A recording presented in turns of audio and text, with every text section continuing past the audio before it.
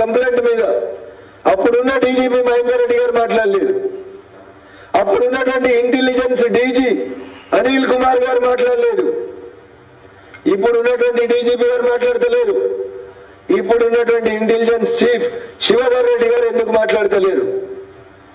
రఘునందన్ రావు మాట్లాడిన దాంట్లో తప్పుంటే yes I'm ready for consequences. నేను అడిగిన దాంట్లో 100% న్యాయం ఉంది. రాష్ట్ర ముఖ్యమంత్రి ప్రమేయం లేకుండా, రాష్ట్ర ముఖ్యమంత్రి ఆదేశాలు లేకుండా ఏ డీజీపీ కానీ, ఏ ఇంటెలిజెన్స్ చీఫ్ కానీ, ఏ ఎస్ఐబి చీఫ్ కానీ టెలిఫోన్ ట్యాపింగ్ చేయరు. గౌరవ మీడియా మిత్రులకు ఇంకొక విజ్ఞప్తి, వీటన్నింటికి ఇద్దరు అధికారికంగా సంతకం పెడతారన్న.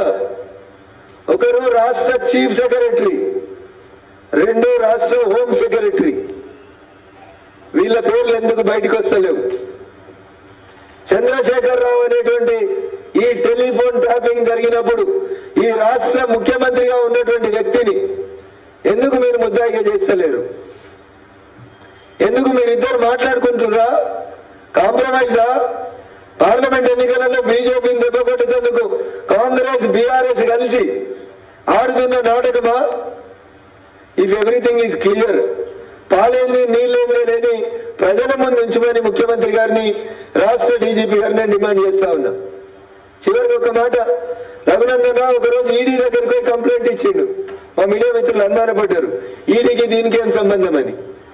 4 ఎమ్మెల్యేల టెలిఫోన్లు ట్యాప్ చేసి మా పార్టీ సంస్థాగత ప్రధాన కార్యదర్శి, ఈ విషయాలతో సంబంధం లేనటువంటి పెద్దలు గౌరవనీయులు బిఎల్ సంతోష్ గారిని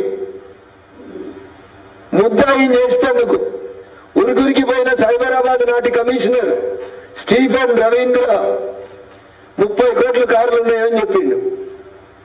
కారు వెనక సీట్లో ఒక బ్యాగ్ చూపించిండు.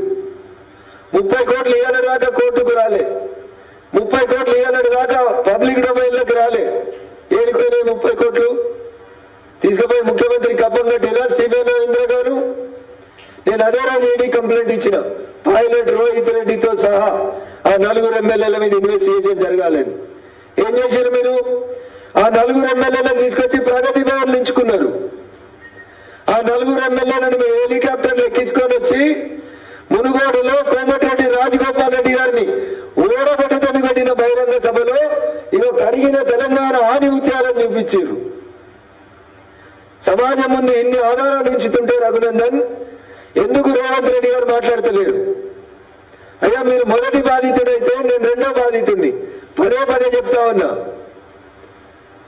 తెలంగాణ డీజీపీ గారు వెంటనే మీరు దీని మీద స్పందించాలి. రేవంత్ రెడ్డి గారి ఓటుకు నోటు కేసులో అప్పటి డీజీపీ, అప్పటి ముఖ్యమంత్రి, అప్పటి హైదరాబాద్ పోలీస్ కమిషనర్, అప్పటి ఇంటెలిజెన్స్ చీఫ్, అప్పటి ఎస్ఐబి చీఫ్, వీళ్ళని కూడా ముద్దాయిలను చేస్తారా, విట్నెస్ గా పెడతారా? తీసుకొని వచ్చి మీరు కేసు ఇన్వెస్టిగేషన్ చేయాలి. అట్లా చేసినప్పుడు మాత్రమే మీరు ఫెయిర్ ఇన్వెస్టిగేషన్ చేస్తున్నారని ప్రజలు నమ్ముతారు.